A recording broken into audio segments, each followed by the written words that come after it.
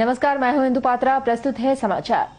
जमशेदपुर जिला पार्षद कार्यालय में जिले में किए जाने वाले कार्यों की समीक्षा तथा नए कार्यों के कार्यान्वयन के लिए एक बैठक का आयोजन किया गया, जिसमें सभी जिला पार्षदों के साथ साथ डीडीसी लालमोहन महतो भी उपस्थित थे। इस बैठक में मुख्य रूप से जिले में चल रहे मनरेगा की योजनाएं तथा इंदिरा आवास की योजनाओं पर परिचर्चा की गई। बातचीत के दौरान डीडीसी लालमोहन महतो ने बताया है कि इस बार विश्व बैंक के सहयोग से एकल ग्राम तथा लघु ग्रामीण जलापूर्ति योजना, जो कि ग्राम सभा से पारित है, उस संबंध में चर्चा की जा रही है। साथ ही BRGF के संबंध में भी चर्चा की गई है। ऐसे कुछ एजेंडा हैं, जैसे खास करके इस बार विश्व बैंक के सहयोग से एकल ग्राम लघु ग्रामीण जलापूर्ति योजना, जो ग्राम सभा से पारित है, उसके संबंध पर आज विचार विमर्श होगा। इसके अतिरिक्त 13वीं वित्त और BRGF के कुछ योजनाओं के संबंध में चर्चा होगी। साथ ही इंदिरा आवास और नरेगा के संबंध में भी चर्चा होगी। और वहीं जमशेदपुर के झारखंड ह्यूमन राइट्स कॉन्फ्रेंस ने पिछले दिनों झारखंड के गढ़वा जिले में आदिवासी परिवार के युवक की भूख जनित रोगों से हुई बीमारियों से हुई मृत्यु के विरोध में जिला मुख्यालय के समक्ष प्रदर्शन किया। साथ ही जिले के उपायुक्त के माध्यम से प्रधानमंत्री के नाम एक मांग पत्र भी सौंपा। इस दौरान JHRC के अध्यक्ष मनोज मिश्रा ने बताया है कि झारखंड राज्य का गठन आदिवासियों के उत्थान के लिए हुआ है, परंतु आज यहाँ के आदिवासियों की ही भूख के कारण मृत्यु हो रही है। इन्होंने बताया कि गढ़वा इलाके में पिछले 10 वर्ष पहले एक आदिवासी परिवार के सभी सदस्यों की मृत्यु भूख जनित रोगों से हुई थी। केवल उनमें से एक 7 वर्षीय बच्चा कमलेश मुंडा बच गया था, जिस पर सर्वोच्च न्यायालय ने स्वतः संज्ञान लिया और उस बच्चे की देखरेख झारखंड सरकार के हाथों सौंप दी। परंतु दुर्भाग्य की बात यह है कि पिछले दिनों कमलेश की मृत्यु भी भूख जनित रोगों के कारण हो गई और सरकार सरासर गलती राज्य सरकार के विराजमान मंत्रियों और जिला प्रशासन की है। मांग पत्र के माध्यम से इन्होंने मांग की है कि इस पूरे प्रकरण में जितने भी लोग दोषी हैं, उन पर सख्त से सख्त कार्रवाई की जाए। झारखंड का गठन ही हुआ है आदिवासियों के कल्याण के लिए, उत्थान के लिए, समग्र विकास के लिए और इनके उत्तरोत्तर वृद्धि के लिए। और इसी झारखंड में 10 साल पहले एक आदिवासी परिवार, मुंडा परिवार, भूख से मारा गया और उस परिवार में एकमात्र 7 साल का बच्चा कमलेश मुंडा बचा था। भूख से मारे गए परिवार की कहानी को सुनने के बाद सर्वोच्च न्यायालय ने खुद ही संज्ञान ले लिया और झारखंड सरकार को सख्त हिदायत दिया कि इस बच्चे को, जो इस परिवार के एकमात्र वारिस बचा है, इसको हर तरह की सुविधा दी जाए और इसकी पूरी देखरेख झारखंड सरकार की होगी। बहुत ही दुख के साथ कहना पड़ता है कि इसी महीने 25 तारीख को गढ़वा में उसी 17 साल के युवा कमलेश मुंडा की मौत भूख से और भूख जनित बीमारी से हो गई और ये पूरी तरह से झारखंड के इतिहास में एक काला कलंक लगा गया हो रहा है और एक आदिवासी परिवार भूख से मारा जा रहा है। हम लोगों ने इस पूरे इशू को बहुत ही गंभीरता से लिया है और हम लोगों ने उपायुक्त के माध्यम से माननीय प्रधानमंत्री को, सर्वोच्च न्यायालय को और राष्ट्रीय मानवाधिकार आयोग को ज्ञापन देकर के मांग कर रहे हैं कि झारखंड सरकार के खिलाफ सख्त से सख्त कार्रवाई हो और जो जिम्मेवार इसके अधिकारी हो या फिर मंत्री हो, कोई भी जिम्मेवार हो, उनको तत्काल बर्खास्त किया जाए और उन पर कड़ी से कड़ी कार्रवाई की। और वहीं जमशेदपुर शहर के विभिन्न पंडालों का उद्घाटन नवरात्र के पंचमी की देर रात को कर दिया गया। इस मौके पर कई गणमान्य अतिथियों ने पंडाल का उद्घाटन किया, जिसके बाद इसके पट जनता के लिए खोल दिए गए। इसी कड़ी में टोला डुंगरी सार्वजनिक दुर्गा पूजा कमेटी द्वारा तैयार पंडाल का विधिवत उद्घाटन झारखंड सरकार के परिवहन मंत्री चंपई सोरेन ने किया। इस मौके पर विधायक रामदास सोरेन तथा कमेटी के संरक्षक राजू गिरी उपस्थित रहे। इस पंडाल को पूर्ण रूप से जूट तथा रस्सी से तैयार किया गया है और माता की प्रतिमा को भी जूट से ही तैयार किया गया है।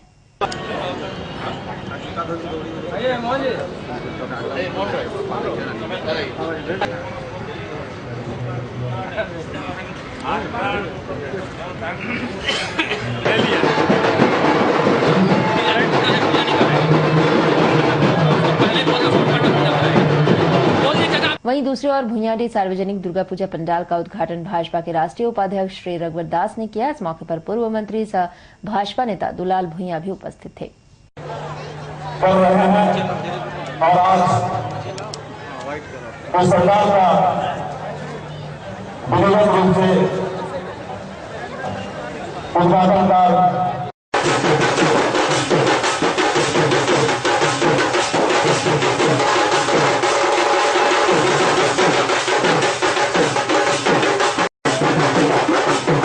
वहीं सिद्धगोड़ा सिनेमा मैदान पूजा पंडाल का भी विधिवत उद्घाटन पूर्व विधानसभा अध्यक्ष भाजपा नेता सीपी सिंह ने किया। इस मौके पर कमेटी के संरक्षक सह आसू नेता चंद्रगुप्त सिंह भी उपस्थित रहे। इस पंडाल को ऋषिकेश के मंदिर का रूप दिया गया है।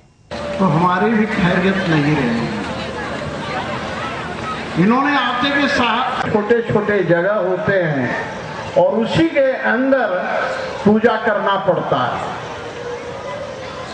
मैं आते के साथ दिया गया था कि पहला सत्र को कौन संचालन करेंगे। भाई साहब लगता है मैं बैठे बैठे सोच रहा था मैं ना बोलूं तो मुझे रांची वाले कहेंगे कि भैया तुम जमशेदपुर गए। वहीं दूसरी ओर विद्यापति नगर सार्वजनिक पूजा पंडाल का विधिवत उद्घाटन पंचमी के दिन किया गया। इस दौरान उद्घाटन समारोह में मुख्य अतिथि के रूप में पूर्व मुख्यमंत्री अर्जुन मुंडा तथा जमशेदपुर के सांसद विद्युत वरण महतो उपस्थित रहे। इस पंडाल को पूर्ण रूप से रस्सी से तैयार किया गया है। उद्घाटन समारोह में श्री अर्जुन मुंडा तथा सांसद विद्युत वरण महतो ने हाथ में तलवार लेकर माता के जयकारे भी लगाए। आगे भी बढ़ाएं। देखना होगा ना।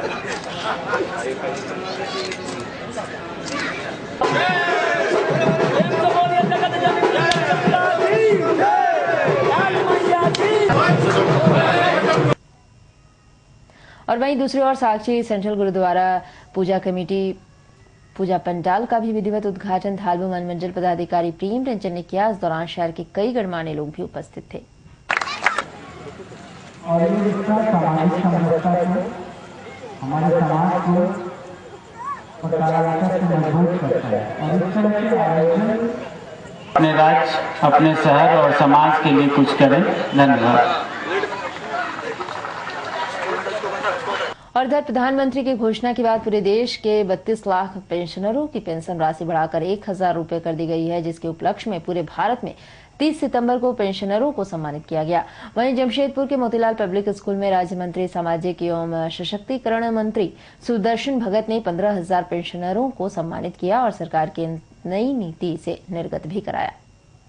पूर्व घोषित समयानुसार 30 सितंबर को कोल्हान के पेंशनरों को सम्मानित करने के लिए कर्मचारी भविष्य निधि संगठन व उप क्षेत्रीय कार्यालय जमशेदपुर द्वारा मोतीलाल पब्लिक स्कूल के प्रेक्षागृह में एक कार्यक्रम का आयोजन किया गया। इस अभिनंदन समारोह के मुख्य अतिथि राज्य मंत्री सामाजिक एवं सशक्तिकरण मंत्री सुदर्शन भगत थे।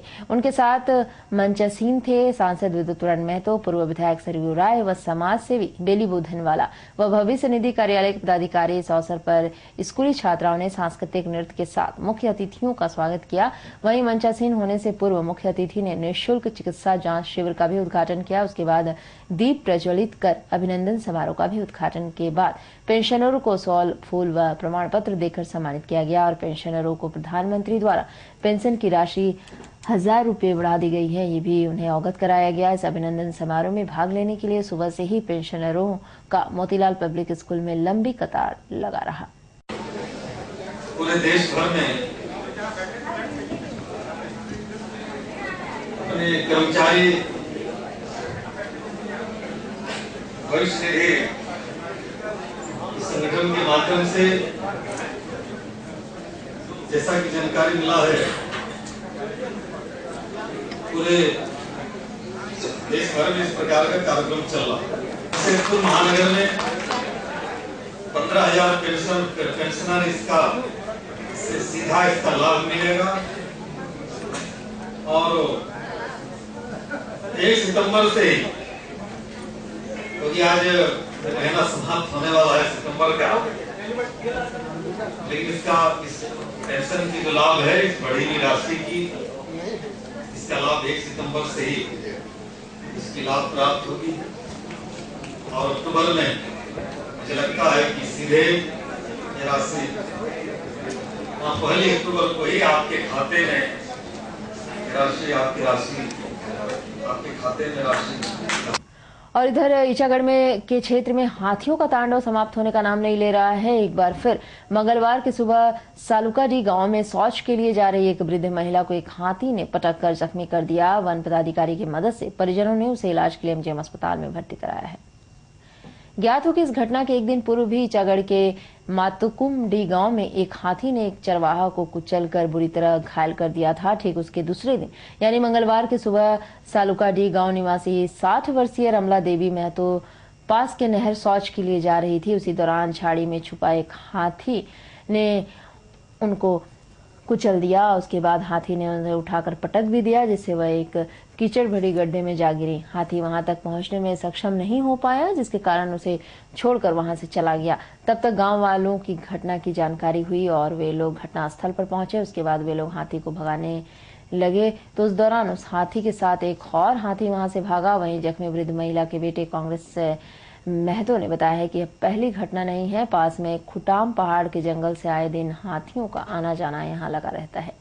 हाथी पकड़ के कैनल के सामने। कैनल? हाँ। कैनल क्या है वो? नहर बोलते हैं। अच्छा। तो उसमें कीचड़ था, कीचड़ में लपेट दिया सारा पूरा गया।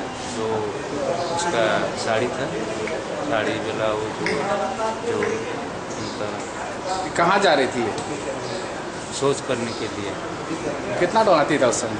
क्या हाथी कहाँ से आया था वहाँ? पहले से था या पहले से? सुबह के समय था। हाँ, सुबह के समय हाथी वहीं था? हाँ, बगल में घूमता फिरता है ना। जंगल है पास में? हाँ। बचाया कैसे? बचाया कैसे? वो फेंक के छोड़ के हम भागा, इसलिए बचा सके, नहीं तो थोड़े सकेंगे। कैसे बचाया? पटाखा फोड़ा या क्या किया? कुछ किया ऐसा? क्या? अकेले था ना, झुंड का रहता है ना, होने से नहीं बचता हाथी। और इधर परसुडी थाना अंतर्गत बावनगुड़ा में पैसा मांगने के विवाद के कारण दो पक्षों में तलवारबाजी की घटना प्रकाश में आई है, जिसमें दो युवक तलवार की वार से बुरी तरह जख्मी हो गए। एक की स्थिति देखते हुए परसुडी पुलिस ने उसे इलाज के लिए एमजीएम अस्पताल में भेज दिया है। अस्पताल में इलाजरत सारजामदा निवासी राकेश लोहार ने बताया है कि वह कुछ दिन पूर्व बावनगुड़ा निवासी धन्ना के घर में चूना पोताई का काम किए थे, जिसमें धन्ना ने उन्हें पूरे पैसे नहीं दिए, 300 रुपए बाद में देने को कहा था। सोमवार को रात में राकेश अपने भाई राजेश के घर बावनगुड़ा गया था और भाई के घर से लौटने के क्रम में उसकी मुलाकात धन्ना से हुई। दुर्गा पूजा को देखते हुए राकेश ने धन्ने से अपना बकाया पैसे की मांग की, जिससे नाराज होकर धन्ना अपने साथी संदीप, सुनील व अपने भाई विकास के साथ मिलकर उसकी पिटाई करने लगा। उसी बीच धन्ना ने उसे तलवार से मारकर जख्मी भी कर दिया। उसके पास तालाब में फेंक और पास के ही तालाब में फेंक भी दिया। उसने अपने भाई राजेश को बीच बचाव के लिए आवाज दी। राजेश ने आवाज सुनकर घटनास्थल पर पहुंचा और उसे बचाया। इसी बीच बचाव में धन्ना व उसके साथियों ने उसके भाई को भी तलवार से मारकर जख्मी कर दिया। घटना के बाद वे लोग परसुडी थाना में मामला दर्ज करवाए और पुलिस की मदद से इलाज के लिए एमजीएम अस्पताल में उसे भर्ती किया गया है। ऐसे मतलब उसका साथ बोला बोली एक बार हुआ था। उस धन्ना का साथ। धन्ना? हाँ। कहाँ रहता है ये? बावनगुड़ा में रहता है सर।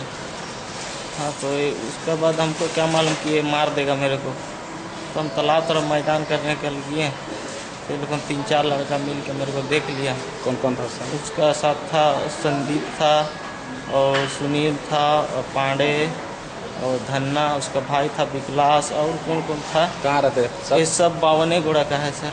अब मेरे को मार के तालाब में फेंक दिया। कौन तालाब था? बावनगुड़ा तालाब में। आप सरजमदा से वहाँ क्या करने गए? मेरा भाभी लोग वहाँ रहता है ना, तो उसका घर गए थे, तो मेरे को मार के तालाब में फेंक के लोग चल गया। तो हम क्या दुश्मनी था लोग से? खाली बाती हुआ था। वो आदमी सही नहीं है, क्या चीज़ का किसी को भी मारना चालू कर देता है। क्या चीज़ का बाती? वैसे ही कुछ पैसा के लिए। क्या पैसा? चूना किए थे तो उसका कितना पैसा? ज़्यादा नहीं, 300 रुपये पा रहे थे उससे।